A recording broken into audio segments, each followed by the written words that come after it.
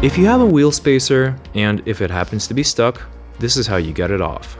The rust near the axle in the center of the rotor turned out to be a part of the source of the issue. But the wheel spacer is holding it on in place. Like I must first remove my rear wheel spacers and then my rotor will come off. They are held in by this mechanism. Nothing is easy. So I won't give you my life story, but I'll briefly describe what I tried to do and what worked and what didn't. Applying PB Blaster in the center on the rust definitely helped loosen it. I feel like working it loose with a rubber mallet didn't make a night and day difference, but definitely helped. Repeatedly gently striking it around the perimeter of the wheel spacer. Prying it from the inside out did not help and just risked damaging it. I do not recommend prying from the inside out.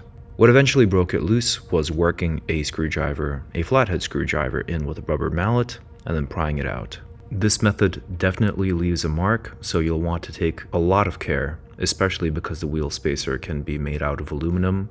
You don't want to damage it and cause any weight differences inside of the spacer itself, so definitely take care not to damage it and cause balancing issues. If your screwdriver doesn't pry it loose at first, like mine did not on the other side, on the other rear wheel, then you'll want to work in the small flathead screwdriver around the perimeter of the spacer, rather than just at one point.